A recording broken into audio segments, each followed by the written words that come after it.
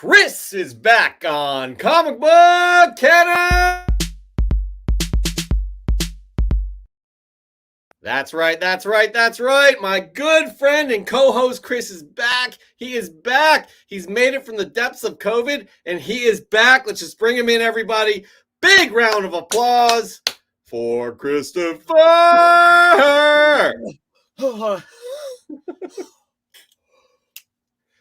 There we go. Get it in. Hey!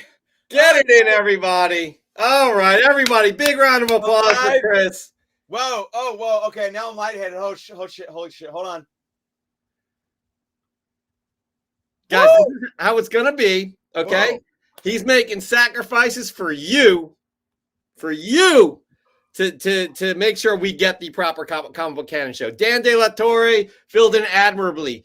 Chris Killian filled in admirably, but it was not Chris, not our Chris. And we are so glad to have you back. So glad that you are getting better. Granted, not 100%. So glad that the family's doing well. Want to update that a little bit? Yeah.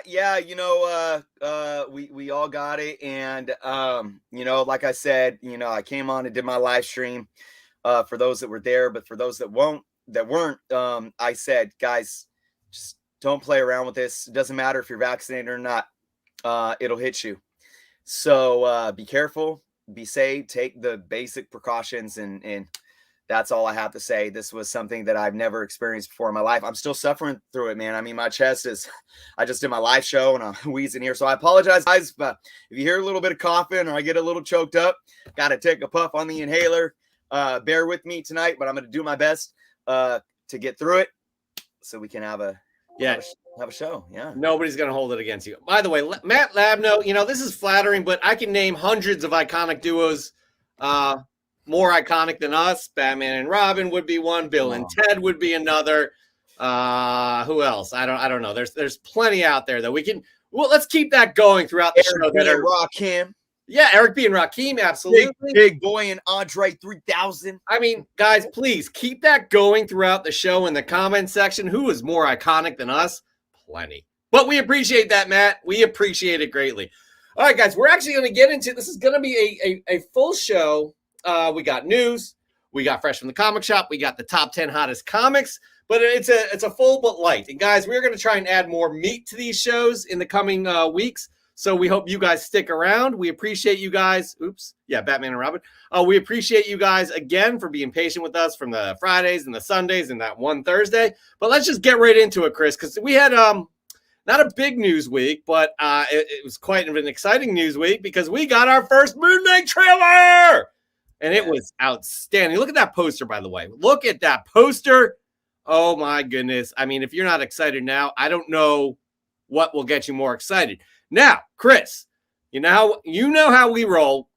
Basically, the past few weeks, we have not rolled trailers until the end of the show because we don't want to get bumped off live. So we will roll that trailer at the end of this show and talk more about it. We'll talk more about Boba Fett because we don't want to spoil anything for anybody. We'll talk maybe some Peacemaker. Granted, Chris is not all caught up himself, so we'll probably keep it light.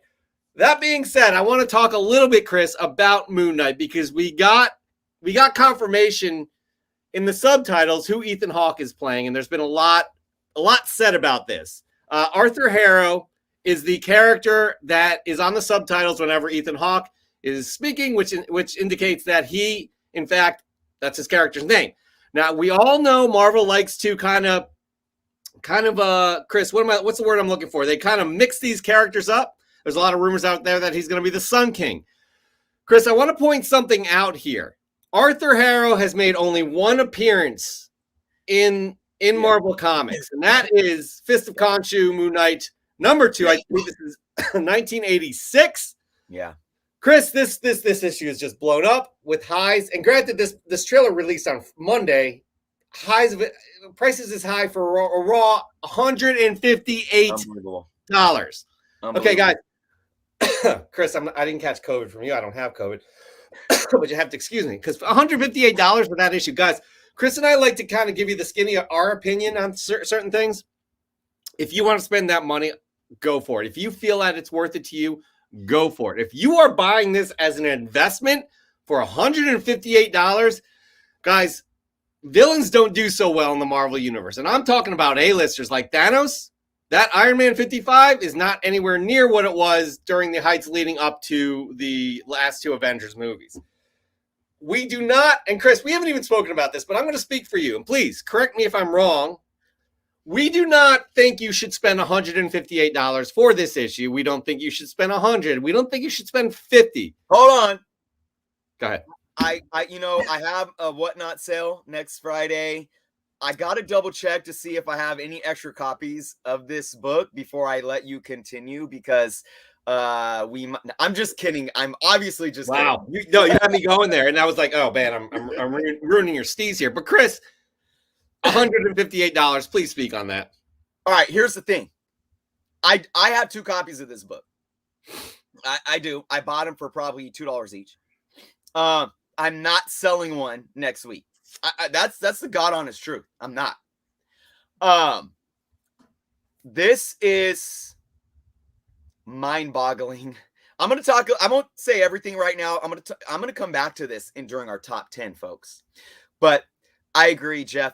This is very, very interesting because of what this character is in the comic books. Like, literally showed up in one comic. I mean, Paste Pot Pete is a bigger character than this guy. So, and I want to point out a comment that C to the G put. He said, I believe it's a misdirect. Oh, yeah. And I want to tie that in to what you were saying just about 3 minutes ago, Jeff.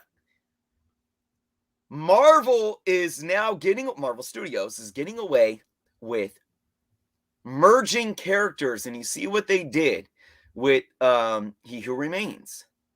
Yeah. And Immortus being Immortus, the variant of King. What if they're taking a bigger character, tying him into kind of the storyline that Arthur was in that one comic book, just kind of as a build up because they thought the story would work, but then he turns out being this other big bad guy. Oh my goodness. If that's the case, that alone I think is going to hurt this book a lot. But these numbers, Jeff, I'll just say it like this. Like I said, I'm going to talk more about this during our top 10. These numbers for a raw book, it's just I can't fathom it. Obscene. I mean, granted, we don't want to tell you what to do with your money. If you think it's worth it, buy it. Like, honestly, we're not going to knock you. We just won't agree that, hey, this is a solid investment that I'm going to be able to at least double my money down the road. Can't agree with that. Chris, before we move on, we just got to say hello to some people. So let's start with Super Rad. Mephisto confirmed. Man, that joke it never gets old. It never gets old, guys. But we got Saul Marshall in the house. I don't know why he's in the house, but we're happy he's in the house. Congratulations, Saul Marshall. We're going to get to that at Fresh from the Comic Shop. That'll be the last image we drop. He may be here. He may not be, but there you go. Mark Leneker, hello. Peter Thornton, hello. Phil Ailing, hello. Aurelio Legends, hello. MiguelG.comics, hello. C to the G. Peter Thornton, I think I already said your name. Lowbrow Ephemera. Terrible on my part. Jordan Nori, what's happening? And now we'll get into Raw Dog Comics. He says, by the way, name a more iconic duo, Tonto and the Lone Ranger, Beavis and Butthead, although Nori, he meant to say Butthead. Gilligan and the Skipper, yes, Hall & Oates, Cap and Bucky, 100%. Who else? And we said Batman around. Pinky in the Brain. Who? Pinky in the Brain. Way more iconic than us. Way more. Guys, keep them coming. We want to see who is way more iconic than we are. Anyway, so that's our Moon Knight right there. We'll get to the trailer at the end of the show. If we get kicked off, and you guys all understand. And we all go to bed. But moving on, guys, we got our first look. And I think this was during our show last week, but whatever. We'll talk about it now. We got our first look at Batgirl. I got to say, I'm liking this. Leslie Grace posted this on her Instagram with the following. I use their expectations against them. That will be their weakness, not mine. Let them all underestimate me. And when their guard is down and their pride is rising, let me kick their butts. Batgirl year one. I'm liking it. There's a slew of other images that have come out. I'm excited about this. This is going to HBO Max. I do believe. I don't think they've changed that to theatrical. They changed something to theatrical. Blue Beetle was changed from HBO Max to theatrical. I'm excited about this. This is another topic we can get into at the end of the show. Peacemaker is excellent. I've seen all 4 episodes. Love your all takes without any spoilers because Chris has only seen the first episode. Excuse me. But I'm excited for this outing. And speaking of the Bat family, we got the Batman. We got Matt Reeves just QCing this film that is coming out in a month and a half, less than a month and a half, guys. He was in the IMAX headquarters QCing the film. He posted this on Twitter. Just finished QCing the movie on a massive screen at IMAX today. Looked and sounded so incredible. What a beautiful, immersive format. Everybody, the Batman releases on March 4th. Chris, that's less than a month and a half away. Less than 6 weeks. Oh, my God. And then that same month, we got Moon Knight on the 30th, March the 30th. Yeah. Really happy to hear that they moved Moon Knight up, too, by the way. But I don't know about you, man, but after going through COVID too, I'm just, I don't know about going to movie theaters right now. Yeah, I hear you. It's crazy.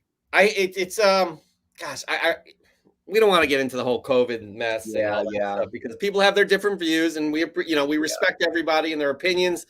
But facts are facts too. We are dealing with some shit, and y'all need to be safe. That's what it comes down to, and it's all personal preference. Like, I think we'll see. I think I'll feel comfortable going to see Batman if I'm spread out, which I was for Spider-Man. Luckily, the day. Yeah, so. And that's what I'll be. If anything, I will make sure that I go with like an 11 a.m. showing. And yeah, exactly. I mean, I want to see this movie so bad.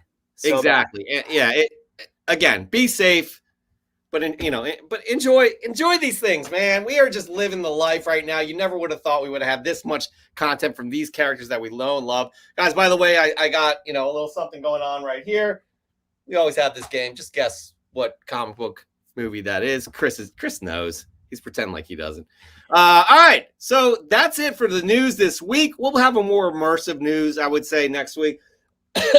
Speaking of, we are going to be live on Sunday. Time is TBD, probably 8 p.m. Eastern, 5 p.m. Pacific. But Chris and I need to talk about that because Chris, just promote your whatnot right now. Let's just do it. Oh yeah, next Friday, guys. Next Friday on the Whatnot app. Basically, if you don't have the Whatnot app, folks, you could go to any of my videos on my YouTube, and in the descriptions, you could see a special link. It's in like every single one of my recent videos over the last, month. So click that link. You can download the app. Follow me at Journos Comics. It's not like my handle everywhere else where it has this underscore. It's just Journos Comics. I will be live on Whatnot at 6:30 Pacific, 9:30 Eastern. I got tons of books. I got a bunch right here. Lots of we got some Silver Age and Bronze Age, Marvel, a lot of Spider-Man stuff, a lot of Thor stuff. Big shout out to Simon, good friend of the channel's, who's already purchased a bunch of Thor stuff. Got some Doctor Strange stuff. Obviously, all that is hyped up right now because of the movie and everything. But yeah, guys, you could go to my scheduled show. If you find me on there, you could go to the show, find the show. You mind if we do this real quick, Jeff? Go for it. If I just show you full screen here. Yep. Okay. Go into the app. Find my profile. No, I'm not talking to you, Google. No, Google. No. So, Google. No. It's the COVID. She's got COVID. All right. Go find my profile. You can see my upcoming shows. You guys can see that image there. It says Journos January Buy It Now and Auction Sale. If you click on it, and you could go into the show. You'll see a little video come up, and then you go down to this little sticker tag right down here. You click on that. It has a big number by it. That's all my inventory. And you can see it says auction, buy it now. You click on the buy it now, and it says 87 products. That's everything is available to buy beforehand. It gives you the details of the books. If it's a first appearance, it gives you the grade, and I'm very detailed in my grading. And you can actually secure your purchases for a buy it now price before the show even starts. And I make a promise. I'm very diligent with my pricing. I check multiple sources, and I guarantee that my pricing is lower than the big online retailers like mycomicshop.com, who already, they have very, very fair pricing on their website because I purchase from them a lot. Anybody that makes a purchase, as well as who made a purchase on my last show, will still be entered in to win this beautiful, spectacular Spider-Man number 27, CGC 9.6 by pages, first Frank Miller on Daredevil. Every auction item or buy it now item that you purchase will be one entry into possibly winning this bad boy. So there is my shameless plug. Jeff, thank you for letting me take over the Canon Show and plug my whatnot. Hey, Canon Show, as much it's yours as much as it is mine. So there we go. By the way, just want to say what's up to Nukes Comics. Thank you for showing up. Peter Thornton with another more iconic duo than us, Gretzky and Curry. Wow. They're definitely way more iconic than us, but wouldn't you do Gretzky and Messi? Like Messier? Yeah. How about Jordan and Pippen, baby? Oh, Jordan and Pippen, way more iconic than us. Way more iconic than us. Although they don't like each other these days, do they? Yeah, I heard that Pippen was a little upset by some of the remarks Jordan made in the Last Dance doc, but who knows? It's probably just whatever. They got their rings, right? You know, it's like, I don't know what Pippen. Pippen. This is not the show for this, huh? But Pippen got salty once Jordan left, and he became the guy. All right, fine. They were line mates. That's fine. Okay, that's fair. All right, and that's Yari Curry. Is that correct, Peter? Let us know. All right, moving on, guys. We're wasting time here because, Chris, we do this segment, and we do it every week with or without you, but it is better with you. What segment is this? What is it, guys? I may have been down with COVID, but I still managed to be fresh from the comic shop. You got that right. And fly from the press and salon. Each and every week, we ask for you all to show off your fresh gets. They could be 2 days old. They could be 30 years old. As long as they're fresh in your collection, we want to see them. And most of the time, you'll be eligible to win prizes because of them. We really take into account a few things in regards to these prizes, which we'll get to in a sec. First of all, presentation. Take a well-composed shot. Get creative with it. People you want to take after, Comic Ozzy, April X Visions, Tommy Boy Collections. Those people are always very thoughtful in the way they compose their shot. E. Marvell. Got so many of you guys. Just take a look at theirs and get creative with them. A unique book always helps. A guy like Mark Lineker is always putting these unique books in front of us, and also with a ton of history behind that too. Those are appreciated as well, but also really a story. What does this book mean to you? Was it a book that you had when you were like 5 years old and haven't had it for, until 35 years later or what have you, and you found it?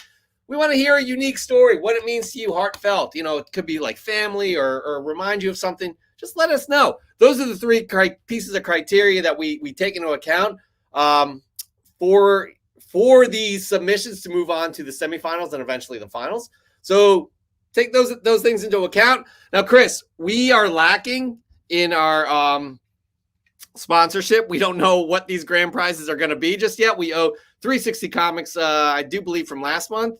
We may owe somebody else before, and then I forgot. I have his information right when he gave me his information. The winner of this one last month. Oh, right. Okay. I got sick with COVID, so but I forgot. Well, man, I feel so bad that I forget who it was, but I got that one, so we're gonna give that away. But yeah, we got to talk. Obviously, I've been out of commission for a few weeks, so yeah. So, anyways, we're gonna figure this out. We don't know what the prize is gonna be for this month, but let's just have fun with it, guys. Let's just have fun. It's fresh from the comic shop. Two things I forgot to mention, Chris. Two things that are very important when submitting. Do you have the energy to communicate what those things are right now? You forgot to mention? Yeah. Something? We have to have a hashtag. And oh, that's right. Yeah. You're so much better at this than I am. Yes, right over there. Of course, on Instagram when you post, and then you want to tag us at Comic Book Canon. That's correct. Let's just get to it, Chris. You got some fresh gets with you? I do. Damn. You do not quit. Even COVID cannot keep you down at all. All right, here we go, everybody. We're starting off this fine Friday with good friend, Red Hulk approved, Son of Comics, Captain Marvel 35, the spoiler variant. First binary. These are going into the CGC Candy. I'm not sure what CGC Candy is, but I get the fact that you're going to be submitting these. That's right, people. This is the first appearance of binary, separate from Carol Danvers. So this was a little bit of a hot book this week as well. Next up, we got Marvel Man 616 Comics. He is in the house. I saw him comment. What do you got? What do you got, Marvel Man?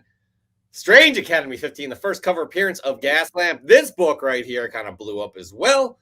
Everybody is loving this new villain that has been introduced in the pages of Strange Academy. We'll see what happens with that. By the way, with Strange Academy, people, they are calling it. Marvel's saying it's canceled at issue 18, but they're going to have a second volume or whatever it is in summertime. So April it ends, and in summer it begins. So keep that in mind, everybody. Sicilian Comics, always giving us the hard facts here. Marvel feature number 1, facts, as he says. First appearance of the Defenders. You know Dan De La Torre will be all over this book. I do believe he probably has it. Dan, let us know, please. All right, next up we have Into Oblivion. I'll tell you what, Into Oblivion gives us some excellent pictures. I'm not sure what happened with this, but I couldn't pass this one up, Chris. I just love this cover. This is the Festival of Heroes, the Asian superhero celebration. First appearance of the Monkey Prince. First appearance of Shoes of Cheshire Cat. First, Dan Tan appears as Batman Beyond, and Nubia appears as Wonder Woman briefly. It's just an excellent cover. Really is. Good stuff, Oblivion. Good stuff. Chris, what is your first fresh get of the week? This one is really exciting for me because I've talked a couple times on the show, even, I think, and I've been telling you that Things from Another World screwed up all of my Bad Idea stuff. They have not been doing well. What's that? They have not been doing well. Yeah, so when Bad Idea released the final 5, I ordered 3 of them. I ordered Pirate Queen, Odin's Eye, and what was the other one? I don't know. One of the other ones. And I finally, through communication with them and them saying that they didn't have any order on record. Oh God! I received the emails. Like I got that was in, it goes in your pre-order list and everything. It was all there. They're saying they had nothing. I randomly received a box in the mail. This was about 2 weeks ago. Of course, I had COVID. And it was from Things from. I'm like, what? I received my Odin's Eye. There you go. Number 1. There you go. But only this. I didn't get my Pirate Queen or anything. So, hey, at least I got one. Like, kind of. It made me happy. That art is gorgeous too, by the way. It is a beautiful book. I haven't read it yet or anything. To be quite honest, Jeff, down with COVID, I didn't read one comic book. Yeah, not one. You still have to have energy to read a comic book. By the way, did they reimburse you for the rest? I honestly, I don't know. I don't know. That's some bullshit. Yep. That's some absolute bullshit. All right. Well, I'm glad you got that. That book was a hot book for a while. If anything happens with it media property wise, that thing is going to go through the roof because it was. People are saying it had a 2,500 print run. So we'll see. By the way, I just want to mention this. Matt Stash did not have any submissions this week, but he's chatting with the seller who has a full Amazing Spider-Man run for sale. Ooh. Matt, let us know what happens with that. Also, Dan De La Torre has several copies of Marvel feature number 1. Not surprising at all. Not surprising at all. All right, moving on. We got, who do we got? We got Nowhere Bound. Nowhere Bound indeed. Where are you, Nowhere Bound? I know you're in the chat. I like this submission here, Chris. Saw the Spider-Man 69 at an out-of-town comic shop over the weekend and had to pick it up. One of the first Spidey comics I ever had was the well-worn Marvel Tales reprint of that story on the left from 1974. And that's a photo of Tiny Nowhere Bound from that year on the lower left. I always like this book and the epic Bermuda cover. This is a cool story. This is what we're talking about, Chris. He got the original book that, the Marvel Tales is a reprint. He got the original book that he had when he was a kid. Not only that, he's showing us himself as a kid. I love that picture in the left there. Good stuff. Nowhere Bound. Good setup in shot as well. Yeah, it's a great book. It's a great shot, and it's a great story. Yeah. That's a contender. That is a contender, guys. All right, next up, we got Comic Demon. I like this. This is good too. So I'm trying something fun with doing some back binning. After watching Swaggle House Comics, shout out to Swaggle, by the way. His link is down below. On one of his videos, I thought it would be cool to take $100 and get some nice books. Keys and future specs, but instead of just one or two keys, trying to get a handful of some decent comics. $100 comic challenge. Guys, he had a ton of books. But I decided to go with these Thors, the first appearance of Throg. Because that may be something. That may be something. If MCU may go with those the Pet Avengers or whatever it is. And Throg is going to be in the mix. All right. Speaking of the mix, Nukes Comics is always in the mix, Chris. I recently picked up this copy of Amazing Spider-Man 83 from Duncanville Bookstore. I really like how the story is developing. Gleason's storytelling and art is getting better each issue. That's good to hear. Good to hear indeed. Oh, Azorius Tiger got tagged by my people, Uncanny Swag, Morbius Comics, and Universe X for Mutant Monday. So we're going with a book I've been hunting for a long time. It seems like Wolverine 155. Wonder what's in that bag right there. Shout out to the Comic Cowboy for the assist. I don't know anything about this book, Chris. Do you? I do believe it's a early. I don't know if it's an early meetup between Deadpool and Wolverine, but obviously a very iconic cover. It takes kind of the idea from the whole book with that Todd McFarlane did with Wolverine in the reflection of not the claws, but Deadpool's sword. Yeah, okay, that's what I can gather from. Maybe it is an early, but anybody know in the chat, let us know, please.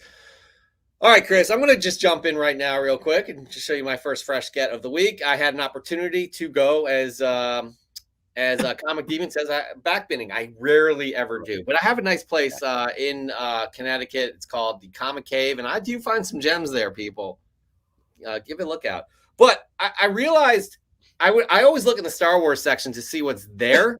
Yeah. And I've been going for a couple of years now to that store. I never realized that they break down their Star Wars into other sections. So Darth Vader is under D. Dr. Aphra under D. I miss so many books, wow. I guarantee you. But I was happy with some of the stuff I found. Starting with this one, Star Wars Darth Vader #6. This cover is just incredible. This is the first appearance of Ochi Bestoon.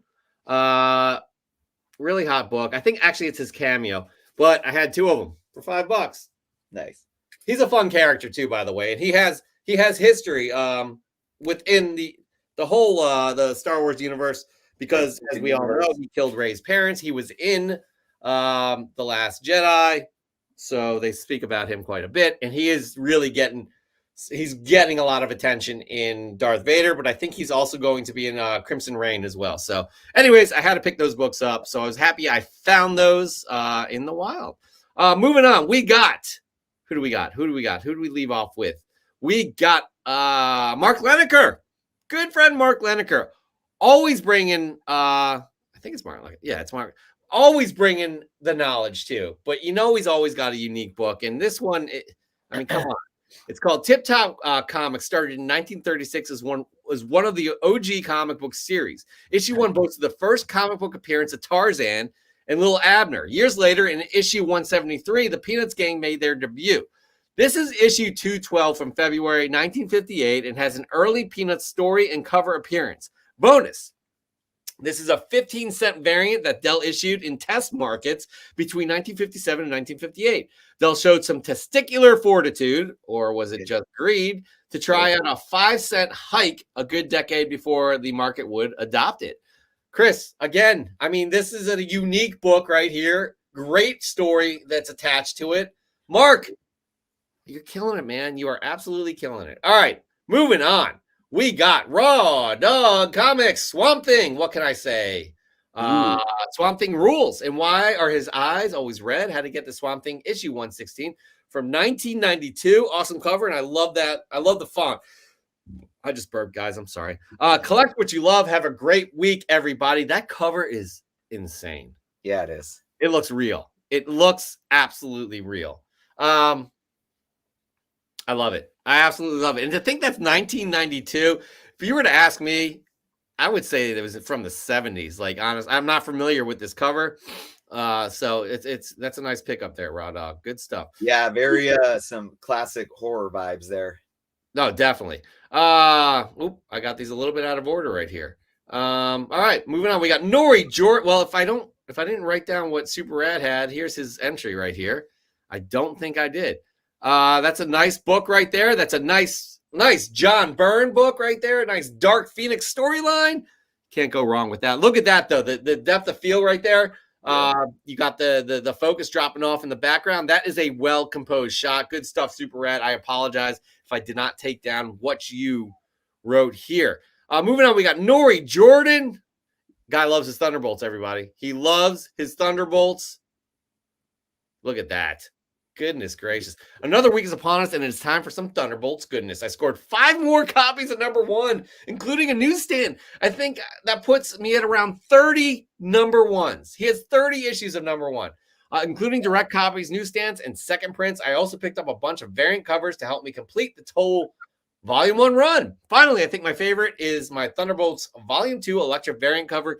Each week brings new progress towards getting all the Thunderbolts books made. Chris, I mean, this is impressive as hell. Yeah, I think he passed me up on my Warlock and the Infinity Watch number 1s. Yeah, 30 issue 1s. Good stuff, Nori. Hopefully we see something in the MCU. Those things are going to pop. I mean, goodness, buy another house if you don't already own one. I don't know. Next up, we got Comic Toby. Comic Toby in the house. This will be my first post for 2022. This is Tales of the Teen Titans number 44. It's a double key near mint copy of Deathstroke Origin and First Nightwing. Look at this. Looks like it's in excellent condition, Toby. That is a great book to have. Good stuff indeed, no doubt. George Perez goodness, Chris. George Perez goodness. All right, Chris, what is your second fresh get of the week? Okay, all right. We're gonna have fun with this one, guys. So I get my monthly orders from my comic shop. That's where I get most of my new books. And I just opened this package yesterday, and I got my Thor number 20 God of Hammer. Now, here's the thing, guys. That lightning, oh, there we go. The lightning is kind of like, it's hard to see through it in the light. But okay, so this book has been hot, right? Selling for like 40, 50 bucks raw. Guys, I'm like 4 issues behind. I really think I'm going to start catching up in the next few days. And I'm going to read this. And honestly, quite honestly, I don't care. I don't care about all this hype. I don't know. Maybe COVID changed me.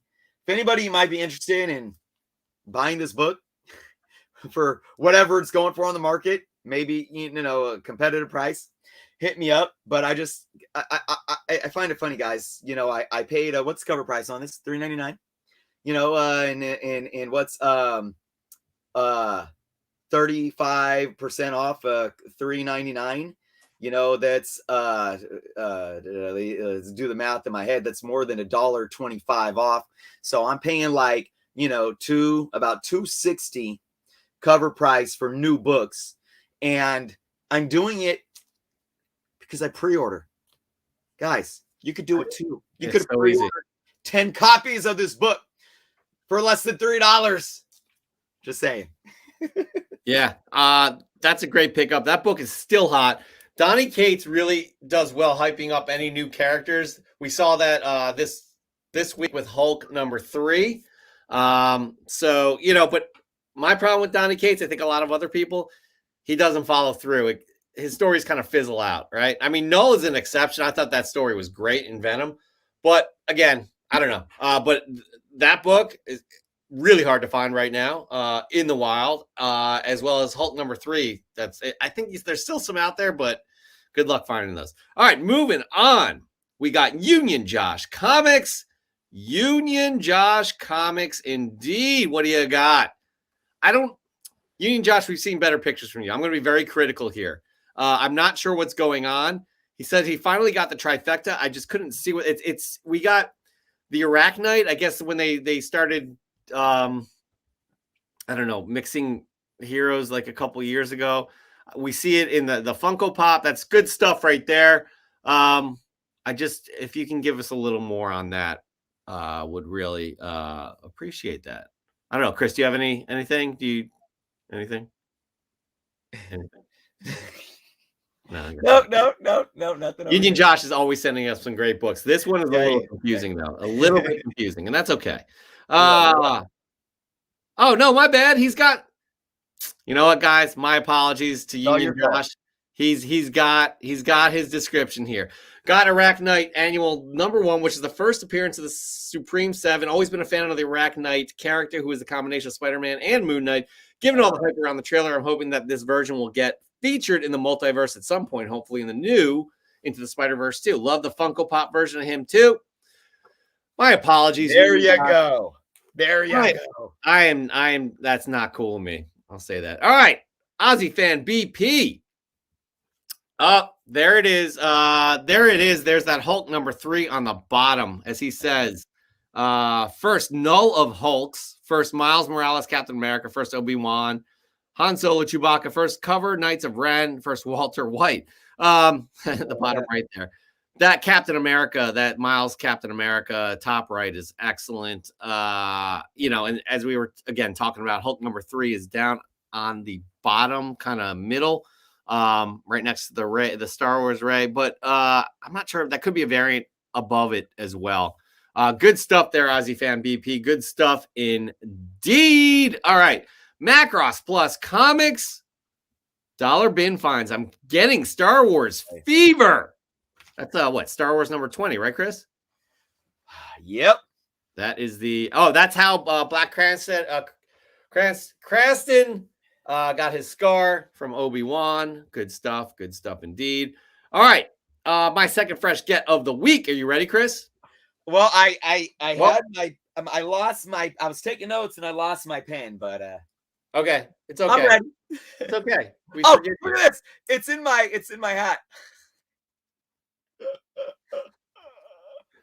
All right, I missed you. My second fresh get of the week is, we just saw this. It is Captain Marvel 35.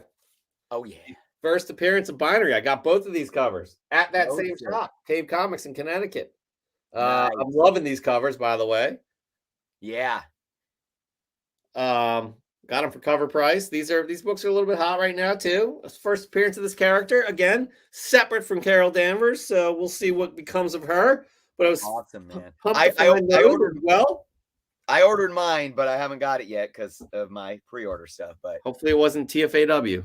No. All right, moving on. We got Cover Junkie Comics. We love them. Fresh from the comic shop with Fantastic Four, 84 and 86. Went out in the wild and it was totally worth it. To me, it is way more satisfying to find books in the wild than it is going on eBay.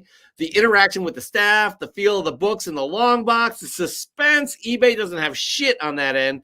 None of this new age digital stuff comes close either. Comic Book Canon, to clarify, these qualify for my Grail run, which is not all Doom covers, rather all Fantastic Four Doom covers prior to the year 2000. I am not insane. Journals Comics, I'm definitely not trying to get all the Doom variants. That's my bad, Cover Junkie. I thought you were trying to get every Doom cover ever, but still, that's a cool Grail run as well. And those books are outstanding. And I can't agree with you more. I had the same experience this past weekend, digging through the long boxes and finding stuff. It's suspenseful when you do run it. And I ran into quite a few things this past weekend, getting them for great prices. All right, speaking of great finds. This guy always has some great finds. Hold on a minute, though, because just so you know, I thought the same as you. I thought he was out for every Doom cover ever published. All right, I'm glad it wasn't just me. But now it's clear. It is Fantastic Four. It is Fantastic Four with Doom on the covers of Fantastic Four before the year 2000. So. There, got it. We got it going forward. All right, moving on. We got Dan De La Torre. Here's my fresh from the comic shop. I love this old Hulk story from the late 60s, and they don't make them like they used to. Hulk 106. Who is the artist there? Is that like Herb Trimpe? I don't know, but I cannot love it, confirm. man. That is just classic stuff right there. Good stuff, Dan De La Torre. Orana Escarlata, he loves him some Ben Riley. No doubt about it. Ben Riley, Spider-Man #1, just missing the Malieve 1 in 25 variant. This was my most anticipated read since it was solicited. Arana, let us know if it lived up to your hype. I'm kind of interested in this, but I'm going to wait till it comes out on Marvel Unlimited. I'm not going to go out and go crazy, but that's good stuff, man. You do love your Ben Riley, and we appreciate that. Chris, your third fresh get of the week. What do you got? All right, this one was awesome. This is awesome. So let me get some water. I apologize, everyone.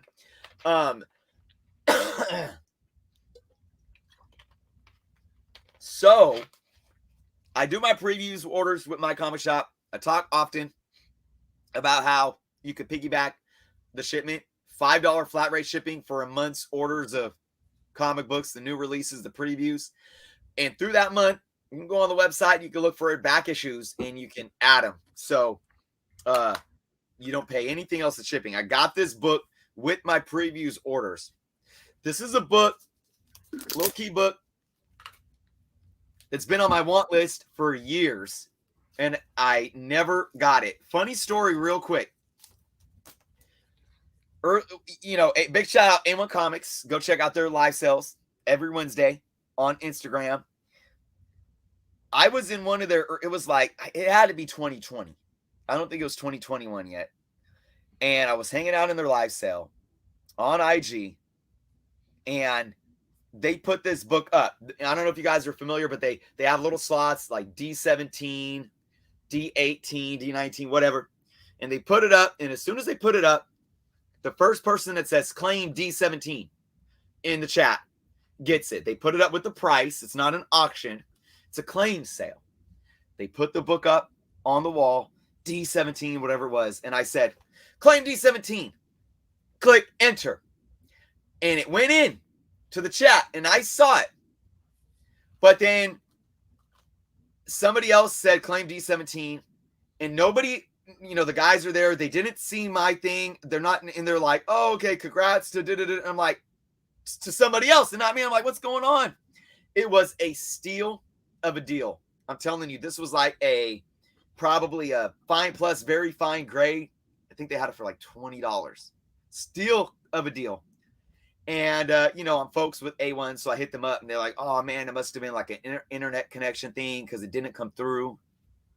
Oh, I finally got it, and I paid $7 for it from my comic shop. It's not as good of a deal, even though it was $7 is the A1 one, because guess what? It's beat up, and it's uncanny. Oh, look at that. Number 137, The Death of the Phoenix. Now, here's what's fun about this, though, okay? This is a really beat-up book. Let's see if you guys can see all the crinkling and the light. Do you guys see all that? All those crinkles? I mean, it's... man, I think sometimes my lighting is a little too bright for you guys to be able to see, but it is an utter mess. They had it as like a good plus or something like that. But here's the fun thing. If you actually look at it, there's no, there. You can see all the finger crinkles there. Look at all that. But there's no color breaks at all. There is no, I mean, you got, blended edges and a little wear right around, like on the bottom, but there's no color breaking creases. There actually is a little bit of a ding, a puncture ding right here. But even on the back, I'm going to press it up, and I'm going to do a before and after of this book, because right now in the shape that it's in, they got it as a, let me see. They had it as a good. So by the time I'm done pressing this, I guarantee you this book will at least be a VG plus. It's a 4.5. Yeah, that'd be dope, man. Honestly, Matt Stadge brought up a good point. Is that a 75 price variant copy? 75 cents? Yeah. Oh crap. Was this a 60 center? We should look that up. Oh yeah, is that a 60 center? That's a good call, Matt. That is a good call. That's a great pickup. I think Nowhere Bound had that issue as well. I'm sorry, not Nowhere Bound. Neighbor to the North a couple weeks ago had that. I do believe that copy, and his was beat up as well. But yeah, man, that's amazing. Let's check this out. Yeah, no. So okay, so what I think it is because it's a special double-sized square bound. It was just a 75-cent cover price. Got it. Okay. Yeah. Yeah, and Dan wants to know, is it possible to press a square bound book? Yes. Yes, and you have to be very careful. I mean, this spine is pretty square still, which is solid, but you got to be very careful. And you just got to be easy with your pressure. So what I do is I will, I have a good feel for it now, but you want to start out with light pressure at first. And if you have to go back in, add a little more pressure and pressure it again, because the worst thing you want to do is add too much pressure the first time you press it down and your book is ruined. Yeah. And again, as always, if you have a square bound book that is a trash, not a trash book, no comic is trash, but that's a beat up reader copy that's not worth any money at all, practice on that first, please. 100%. All right, that's good advice. By the way, it was Mary Severin on the cover of that Hulk 106 book that Dan submitted. All right, moving on here though, guys. We have, who do we have next? Who is next? We got April X Visions. As she says, I can't get enough of Vision, and I've said it before. I have a vision, and this is how I walked into the gym tonight. I replied back to her, and I asked if she was wearing that costume, and she says, challenge accepted. So, April, you better send us pictures of that. Please. Please. And we can't have April without Tommy. Here's Tommy's submission as well. Comics and Cars. My son really likes Venom, so posting these Venom ones. I found cool glow-in-the-dark covers. I've never seen that cover before. Glow-in-the-dark covers are amazing. The first glow-in-the-dark cover I saw was that Ghost Rider 14 back in the day. Yep. That is an iconic one. I'd love to see what this looks like in the dark. All right, moving on. Who do we got? We got C to the G. Look at this. Ooh. Look at this. This is, wow. This is incredible. When I dive in. A variety of books from Marvel, Star Wars, Darth Vader 1, 2, and 3. I might have just started new runs to fill, which I'm all for. That is absolutely incredible right there. Right there is a well-composed picture. No doubt. Absolutely. Good job, C to the G. And finally, we have 080879 Lions. This is an Alpha Flight book. This one I forgot. I'm sorry, Serge. I forgot to copy and paste your comments to the book, but that is a good find right there. That is an early Alpha Flight. I think it's in the 20s. That's Byrne. That's Byrne. We love John Byrne. And that is a great pickup right there. All right. Our last submission of the week is actually Saul Marshall, who was in the chat here, and we need to congratulate him. Because this is him in the hospital tagging us fresh from the comic shop saying his son is about to arrive. So congratulations on Elijah. Mama and Papa are doing well. Congratulations. Everybody should congratulate Saul Marshall too. Good stuff indeed. Just enjoy the moment. Absolutely. That is just wonderful. All right. That's it for the submissions. He's fresh from the baby shop. He's Fred. Damn straight. The stork just dropped that off. That Elijah off. All right, my third fresh get of the week. This is the same back binning I went through at Comic Cave in Connecticut. Good stuff, guys there. Good stuff. Nice people. You can find a lot of those modern, but like you can find those books like Strange Academy and things like that. They have a ton of those just there. But this one, again, realizing that they had separate sections for their Star Wars books. This one is hot right now, Chris. This one is Dr. Aphra Annual #1. I think this is the first story of Black Chrysanthemum. First solo story, I do believe. Maybe his origin as well. Yep. I was very happy to find this for $5, Chris. Not one, but two. Nice. But two. Very happy with those those fresh gets myself. Now, Chris, we're going to start getting some guests on the show so we don't have to carry this burden, but we have to come to a decision here. We need to find a semifinalist to go against our semifinalists from last week. I don't even remember how we do it. It's been so long. I got 3. You got 3? I got 2. So who do you want to, where do we start? I'll start. How about that? Okay. I got Mark Lineker. Yeah. Yeah. Has he won? He has one. Jesus. Okay. He has one and he donated his book. I got 1, That's Chris. Right. All right. Well, okay. Well, Raw Dog is one of mine. Has he won yet? Raw Dog is not one. We got to keep a list. Raw Dog is not one. Hey, Jeff, real quick though. Are we going to reset that ever? Reset what? The winners and start fresh and give everyone an opportunity again, you think? Let's have a discussion of that, not live. Yeah. Yeah. Okay. But Raw Dog, that's a good that's a good one. Yeah, it's a nice, the shot isn't anything crazy special. He got good lighting in there though, and it really is coming off that cover, and it's just a beautiful cover. It stands out so much. That's a well composed shot as well. Yeah, definitely. Just like I said, the light hits that cover so perfectly. All right, my turn.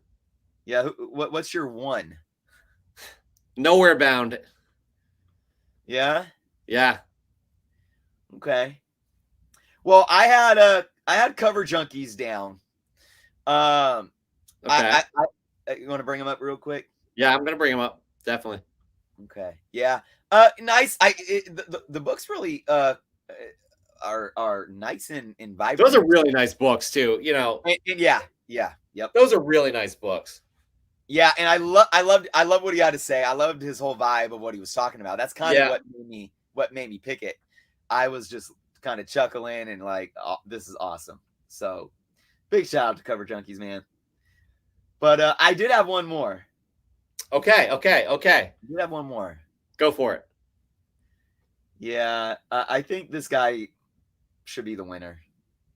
Because I picked Nowhere Bound too. Oh, you did? Yeah.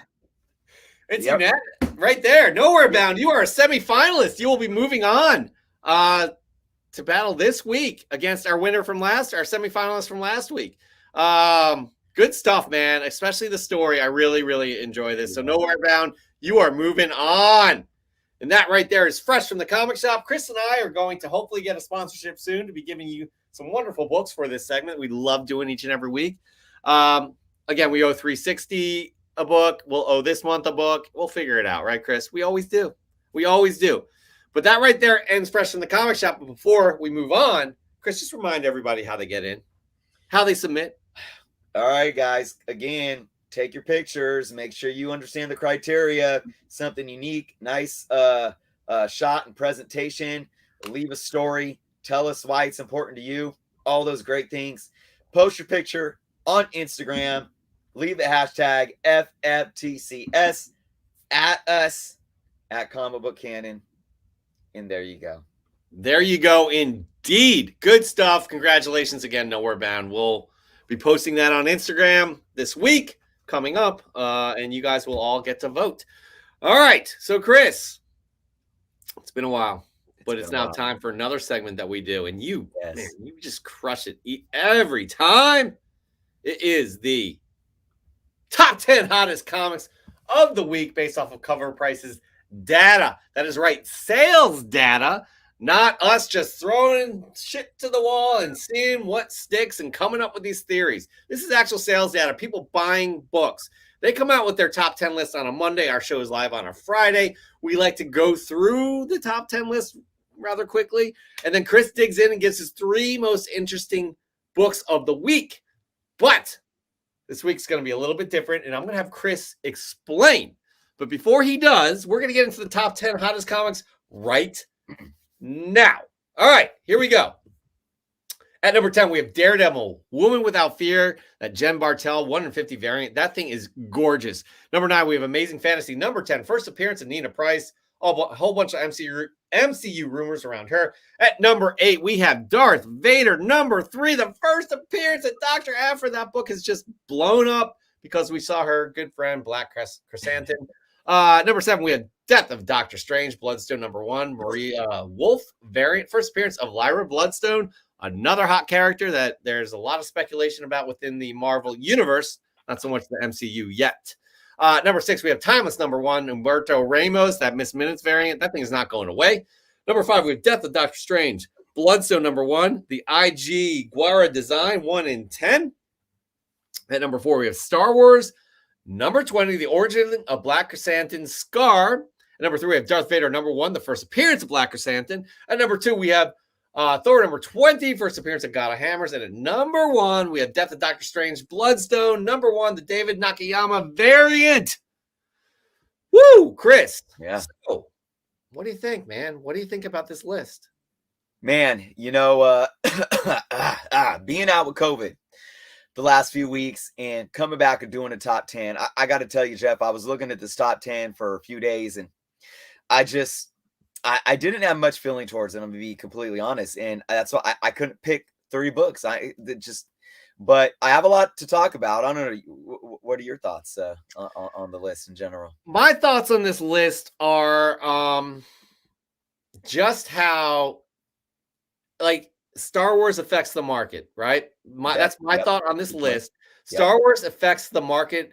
When there's not a Star Wars show going on, that is the time to buy these books, because pretty soon we are going to have a bunch of series almost back to back. And I think after Book of Boba Fett, we don't have any premiere dates of Obi-Wan. That's coming soon.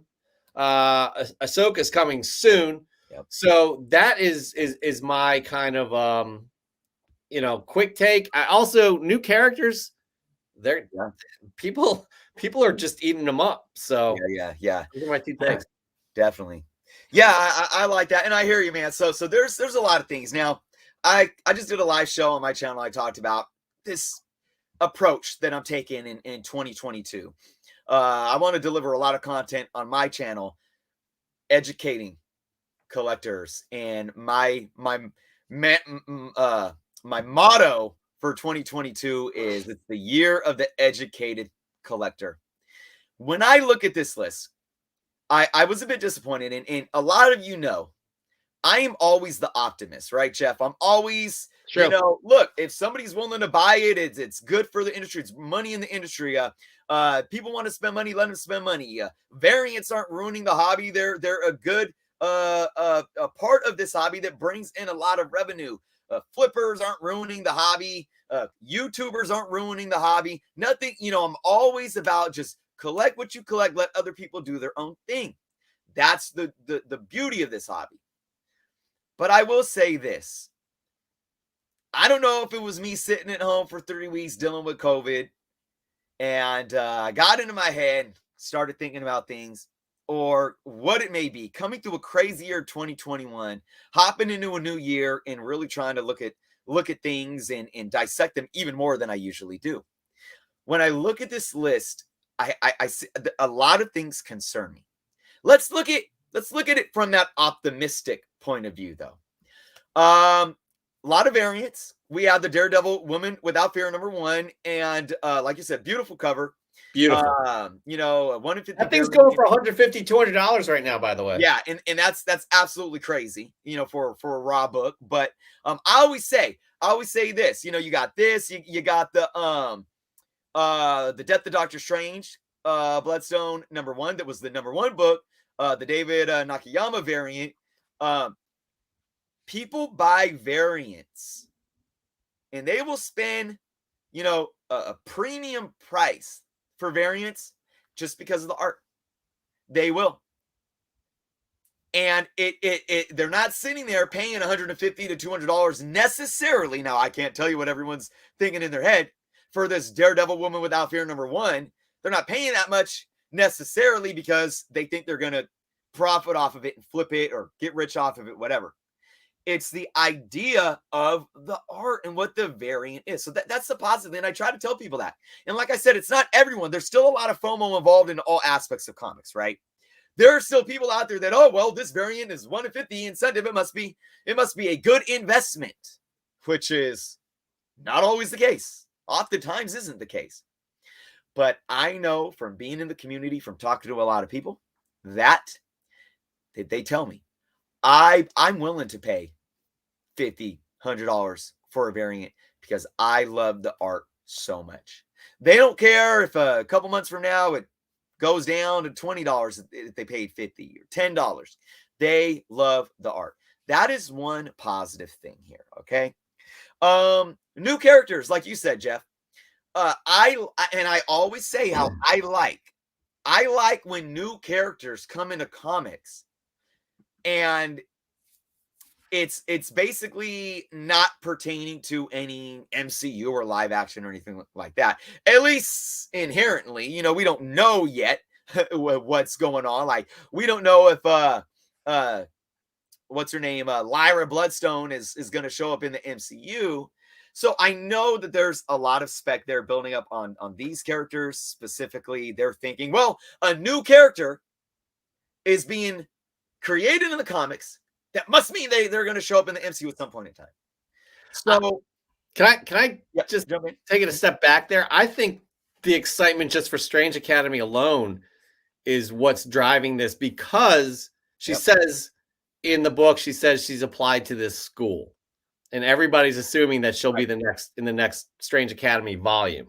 Just want to throw that in there. Exactly. And so that's an example of where it pertains to the comics and people hop onto it.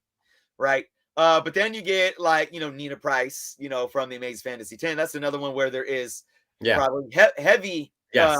Oh, well, this character could show up in the MCU because of the Werewolf by Night stuff and all that stuff. So you got to balance these things out, right? There's different aspects of that drives the demands for these first appearances.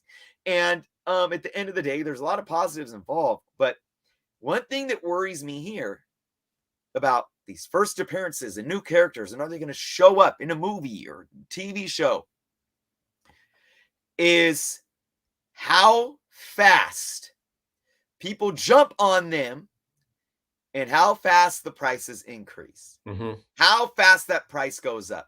And I've talked about this a lot. I've probably talked about it in the show. I talk about it on my videos. I am a advocate of I advocate not using the term market manipulation and stuff like that. And, it's pump and dump in these sensationalized terms. I think they are used way too often. People get mad just because a book's increased and you didn't buy it. Oh, it must be market manipulation. Some YouTubers is holding 40 copies of that dollar book and he just talked about it and he's selling them for $5, whatever the case may be.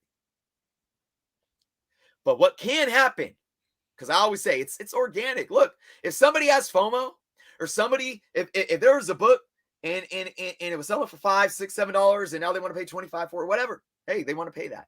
That's still organic. But I'm seeing a bigger problem here. You could call it organic all you want, and I will.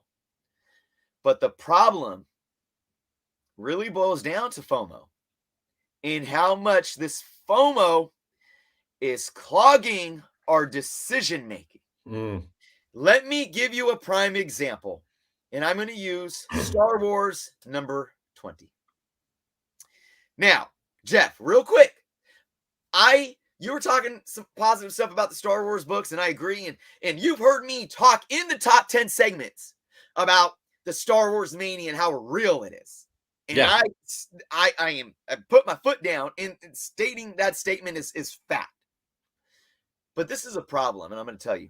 Star Wars 20, the origin of not Black Chrysanthemum, like the annual book you had. This is the origin of his scar. This is the origin of his scar. One more time. Of his scar. Okay. Okay. Hear me out. Guys, I know I can be long-winded, but I do this on purpose because it's a build-up. It's a build-up, guys. All right. Stick with me here.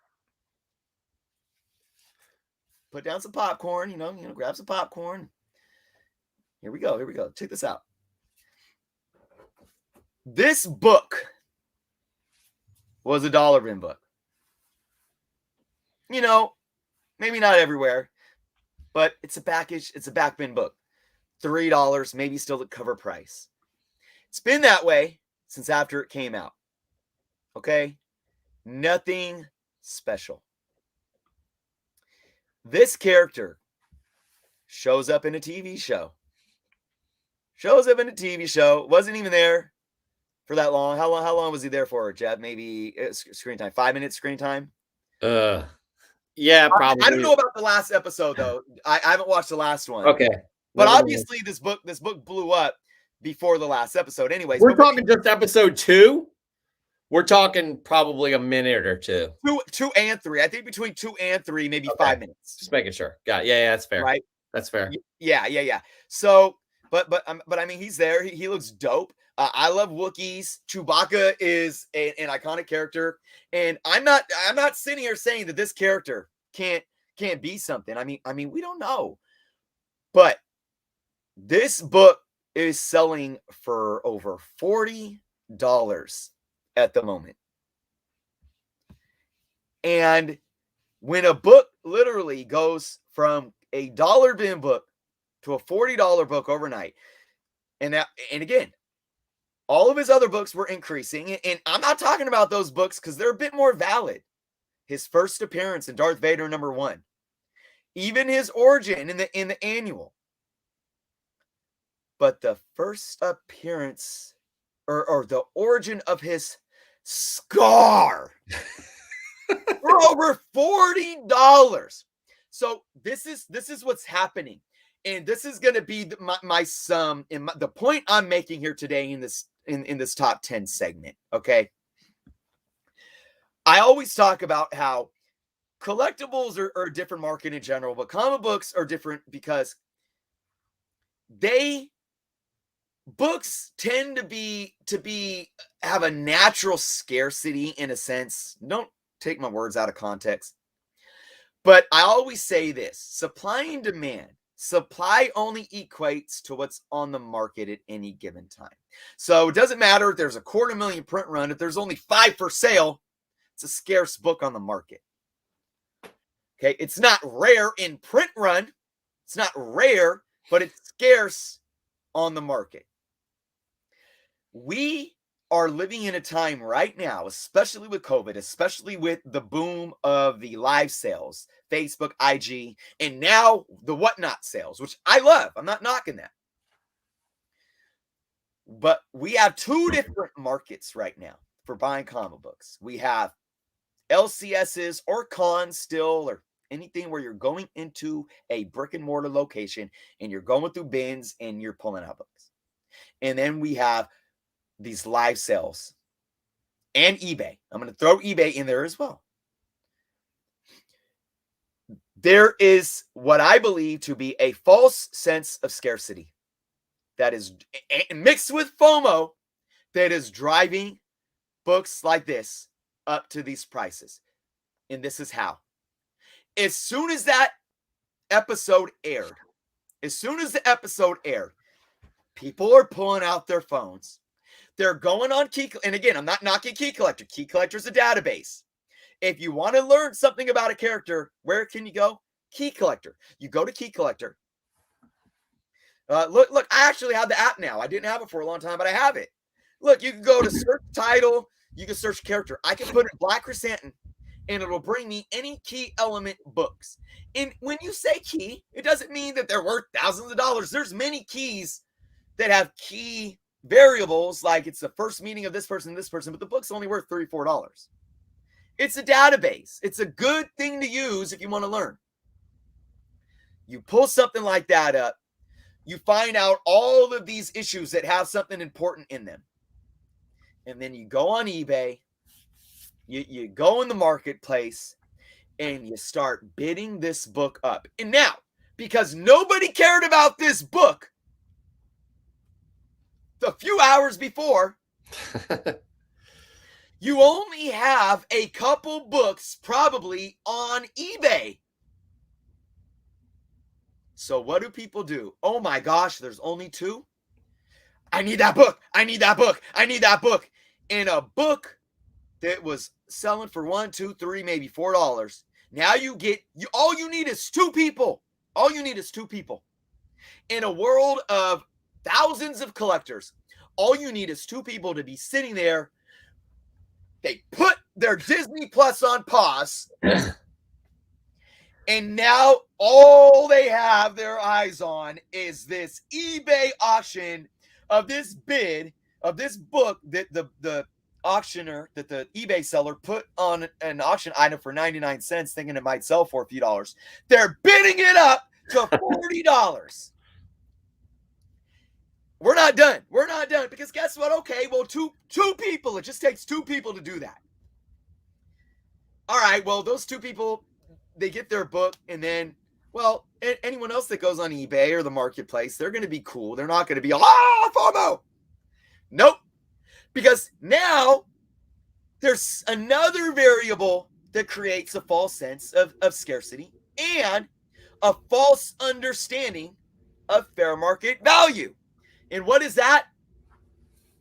Most recent sale. Now you have a most recent sale of $40. So this is all, we're building blocks. We're building Legos here. Okay. Let's go back. Remember, $1 book, Disney Plus, Star Wars, Black Chrysanthemum. What are the key books? Black Chrysanthemum. Go on eBay. One book, two people. Boom, $40 book. Now we have most recent sale. Read the comments. Most recent sale. Now what do people do? Maybe other people waited until the episode was over. Maybe there were some people that watched the whole episode before they decided to pull out their phone and go on eBay. So now what are those people doing? They may be looking at databases, finding what are the key books for Black Chrysanthemum, and now they're going on eBay, and they're going on eBay sold. Or maybe it's the next day, and Cover Price has taken in the data of the most recent $40 sale. So now collectors are like, oh my God, Black Chrysanthemum. The next day comes, every YouTuber's talking about it. Black Chrysanthemum. Get his key books before it's too late. Now they go and look at this most recent sale and they say $40. Oh, shit. So now some people are getting hit to it. Sellers, that is. Maybe there's a couple more on the market. But now everyone is leaning to that most recent sale. And if that most recent sale was $40, that means I need to pay $50.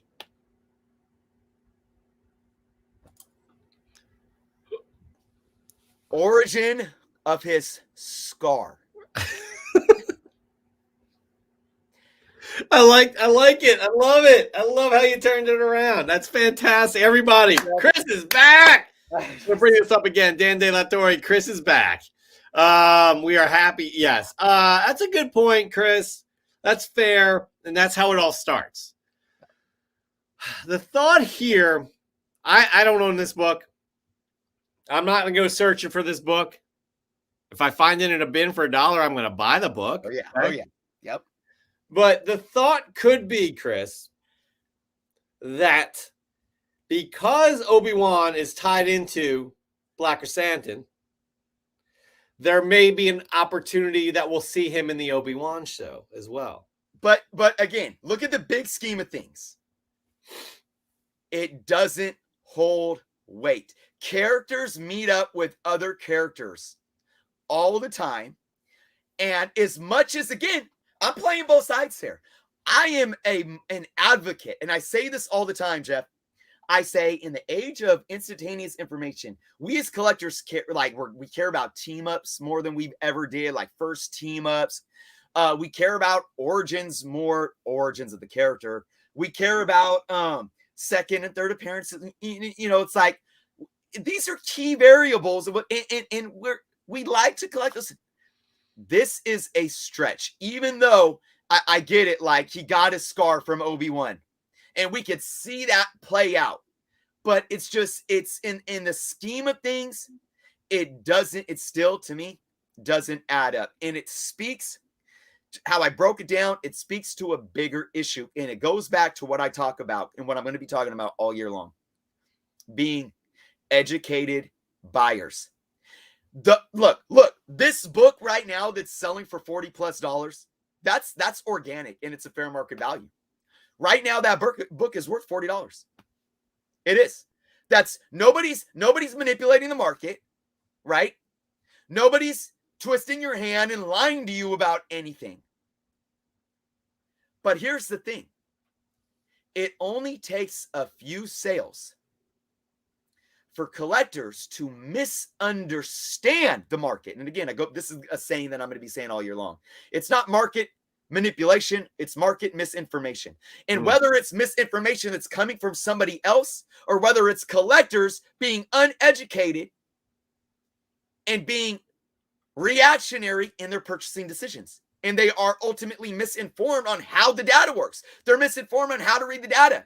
And that's why, Chef, I've been talking with you about there's certain YouTubers out there that use most, they're saying that these books are doing this or doing that because they're looking at outliers. You can't look at outliers to base the fair market value on a book. And you can't just look at the most recent sale. If you look at the most recent sale of this book at $40 and you don't look at anything else, you're going to be blind to the fact that the most recent dozen sales before that were like $2, $3, $4. You need to take all of that into context saying, okay, is it really worth for me to put $40 out for this book? And if more and more collectors are thinking like that, what's it going to do? It's going to level out the market, because the more collectors, the more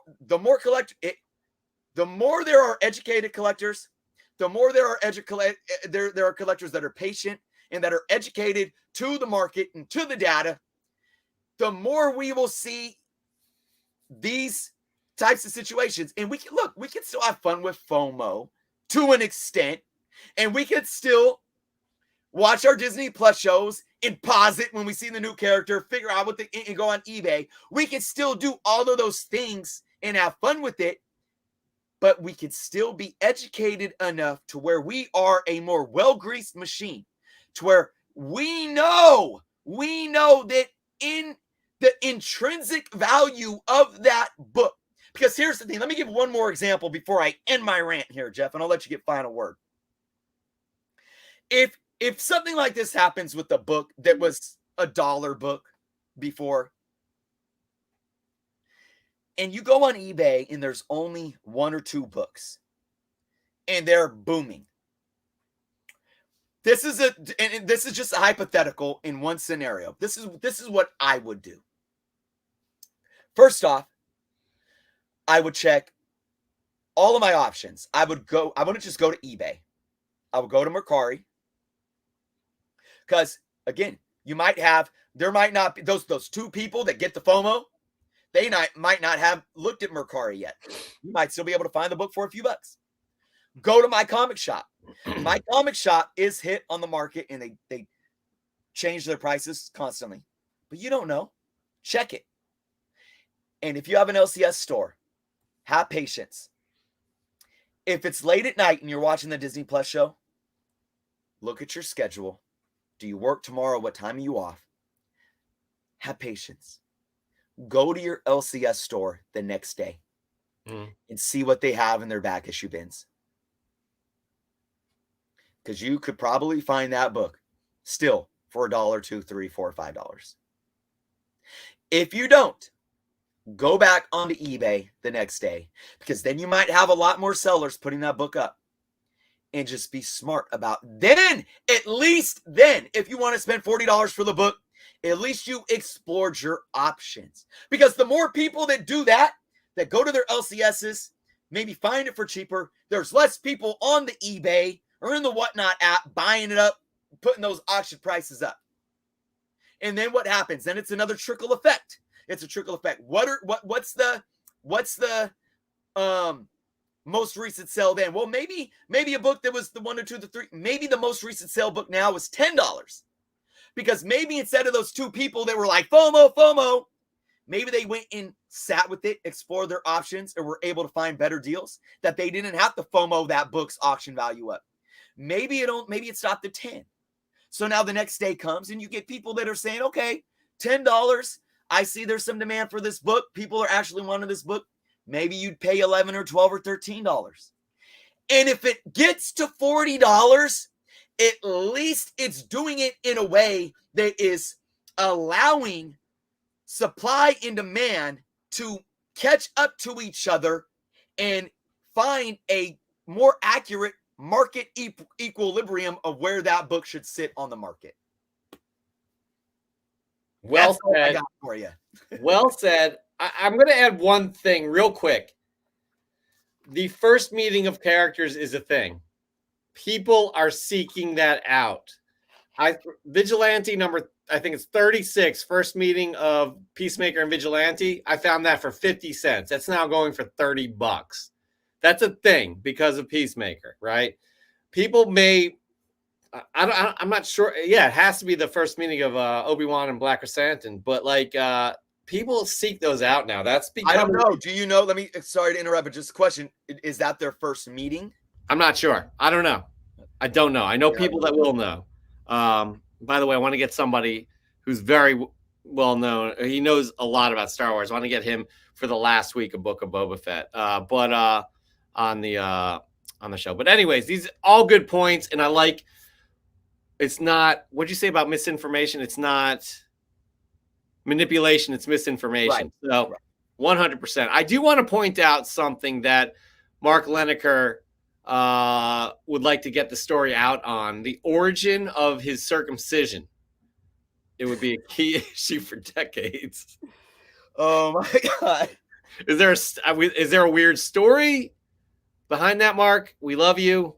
Oh, either way, just let us know. We hope it's okay. Yeah.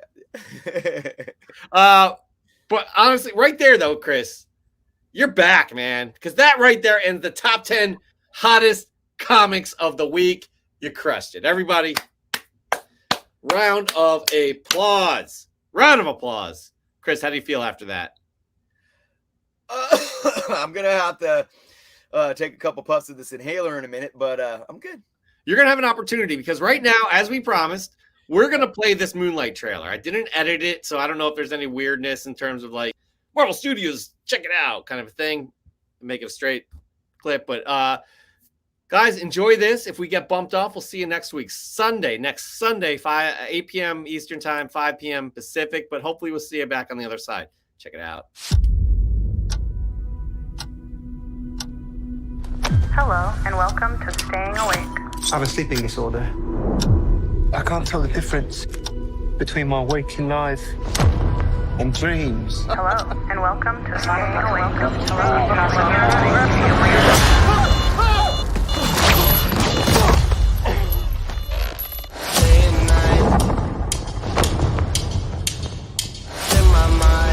I think I'm losing it. Real catch you are. You're bloody useless, Stevie. Stephen. I can't tell the difference between life and dreams. Thank you. Lost the contact lens. Hope you find it. Thanks.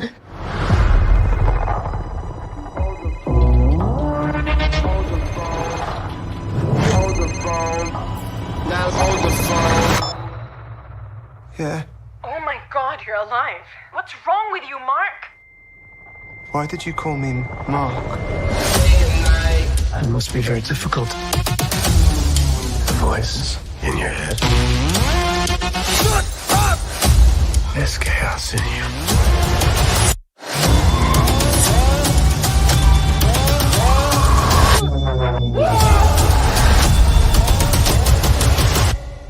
Embrace the chaos.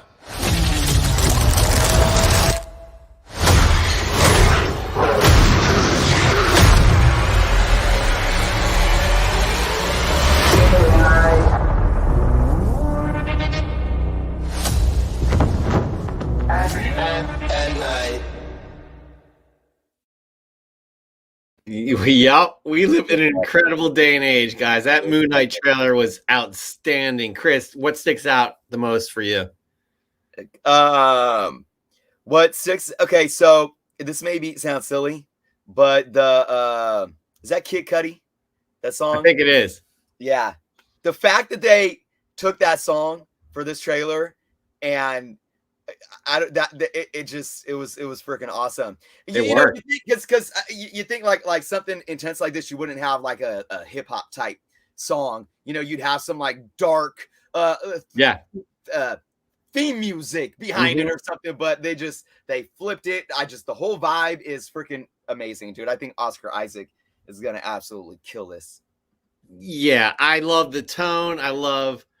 Now, granted, Steven he's a gift shop owner. I can't remember what because again, we all multiple personality disorder is what Moon Knight has. Mark Spector, I guess, is the dominant personality there. Steven, I don't remember what Mark Spector he was a mercenary. So it's exciting. It's going to be exciting seeing all of that. It's just creepy, man. It is absolutely creepy. One thing that I read somewhere, and I looked at it again, that bathroom scene where he's beating the crap out of somebody, that could be a werewolf. If you look, that thing is hairy. And there's also some kind of noises that are kind of animal, like something that sounds like it's an animal. So that looks amazing. The action looks amazing. I'm pumped about his suit. I think his suit looks awesome. I do think we're going to get some sort of like he's in some sort of asylum or something, because that bright white is kind of akin to that series. I cannot remember who wrote that series, but where he is in it, in an asylum. I'm psyched. The whole tone of it just looks amazing. And we're going to get this on the 30th of March. It's right around the corner. This is an amazing day and age. I mean, this has every show that comes out. It's just so much like the bar seems to continue to keep rising, man. And oh my goodness. Yeah. Just so exciting. So exciting. All right. But that being said, I think we're going to wrap it up. Chris, you've done an amazing job tonight. We're so happy that you're back. You're seriously back. You're seriously back. Like, it's like, you're a wide receiver that broke his leg. He came back 3 months later, scored a touchdown, his first game back. So that's what you did. You ran the perfect route. It was like literally riding a bicycle for you. So I appreciate that greatly. I'm looking forward to bigger and better things for this show in 2022. Yeah, this was my first show of the year. So it is. Chris, you get the last words of the evening. Well, I hope I don't have to be on this inhaler for much longer. But yeah, man, it was fun. Jeff, just happy to be back here with you. Happy to be back here with all of you guys. I missed it. I missed it, man. I really did. I really enjoyed seeing Dan. Big thank you to Dan for stepping in, and of course Chris, Killian. But there was a part of me. I hopped in the first show with Dan and watched the first few minutes, but then I was like falling out. I actually laid in bed watching the whole show last week, and I was like, I kept forgetting that I wasn't there with you guys, So it was good. It's just so good to be back here. It just a reminder of how awesome this is to do every week with all of you. So thank you guys for showing up. And yeah, I really hope for big things in 2022 for myself, for Jeff and I together as Comic Book Canon. Again, I mean, we got to hit this 1,000 subscribers. Oh, yeah. We keep forgetting to hit this. We really need to. Yeah. Massive giveaways. Thank you in big part to Dan and Joe G. Yeah, we got to start promoting that actually on our Instagram or something. We'll start getting those books. And yeah. Definitely. Promoting that stuff. Again, we're not going to be live next Friday. We will be live on Sunday, 8 p.m. Eastern, 5 p.m. Pacific. Chris has a Whatnot auction on Friday, which is the 28th. 28th. So until then, everybody be safe, be good to each other. Have a great rest of your weekend and week. Peace.